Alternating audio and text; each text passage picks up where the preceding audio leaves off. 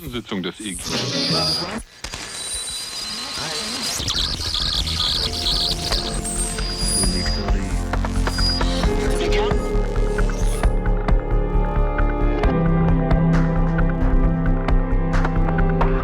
Welcome to Stranger Waves, a factual-based recounting of the unexplained and obscure mysteries of the world.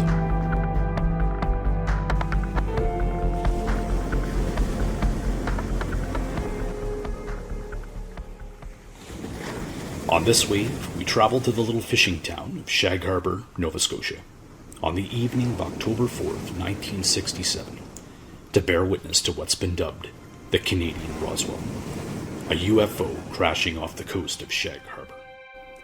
At 7:15 p.m., the pilots of Air Canada Flight 305, flying from Halifax to Toronto, witnessed a brilliantly lit rectangular object flying parallel to them, a few miles away, being trailed by a string of smaller lights. Within minutes of noticing the large object, it was hit with a large silent explosion. The object then vanished shortly thereafter.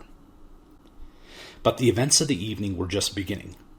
Nearly 2 hours later, the captain of the vessel MV Nickerson, off the coast of Sambro, Nova Scotia, near Halifax, Nova Scotia, read 4 stationary objects on his radar about 30 kilometers from his location. The captain and his crew looked out to sea and saw one object with 3 bright lights hovering far out just above the ocean.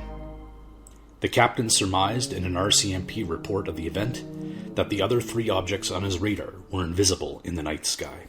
The captain had radioed in looking for an explanation for the lights, as sometimes the Navy performed operations in the area, but the harbour master had no answers at that time. Around 11 p.m., the object shot up into the sky and was lost from view. Several witnesses around Halifax and the southern shore of Nova Scotia reported seeing unusual glowing objects flying around the sky. Around 11:20 p.m., the residents of Shag Harbour, about 250 kilometers away, reportedly heard a loud whistling sound, then a whoosh, then a loud bang. Witnesses had stated that some large object had crashed into the waters just 250 meters off Shag Harbour, leaving a trail of yellow foam. As the object slowly sunk below the ocean, a local resident contacted the RCMP to report that an aircraft had crashed into the water. The RCMP arrived and quickly contacted the Rescue Coordination Center in Halifax to coordinate a rescue. No bodies, survivors, or debris were found by the Coast Guard or local fishermen helping in the rescue efforts. The next morning, it was determined that no airplane had gone missing, and that all aircraft along the eastern seaboard of Canada and the United States were accounted for. The event was officially labeled as a UFO report in Ottawa, who recommended an underwater search to be mounted. 2 days later, Navy divers arrived in Shag Harbour and searched the seafloor. However, on October 9th, 1967, the search was called off after 3 days, when the Navy stated that not a trace, not a clue, not a bit of anything were found. What had crashed into Shag Harbour? One theory was that a Russian spacecraft had crashed because it had been discovered later that a Russian submarine had been off the coast in that area and at that time. In the 1990s, further investigations were made into the event, and some of the Navy divers who were part of the original search had been interviewed off the record. It was then discovered while searching they had found the unidentified object, when a second unknown object joined the first to aid in its repair. The Navy waited and monitored the objects for a week.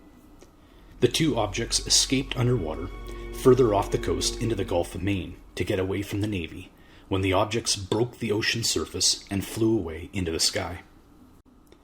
To this day, there is no clear explanation of what happened.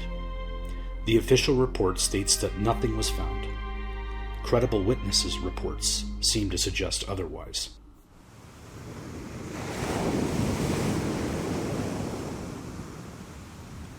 As we ride down this backside of this stranger wave, we must ask ourselves, is this merely a collection of individual explainable sightings combined into one convenient UFO theory?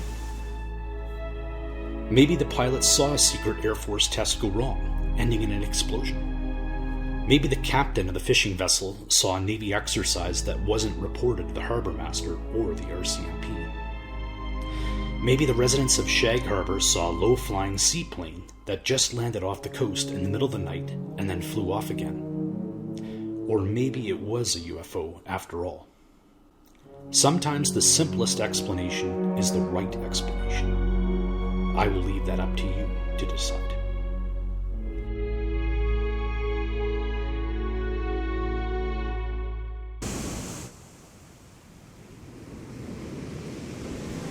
On the next Stranger Waves, we will explore the Great Amherst Poltergeist mystery. Until next time, enjoy the ebb and flow of your life between the Stranger Waves.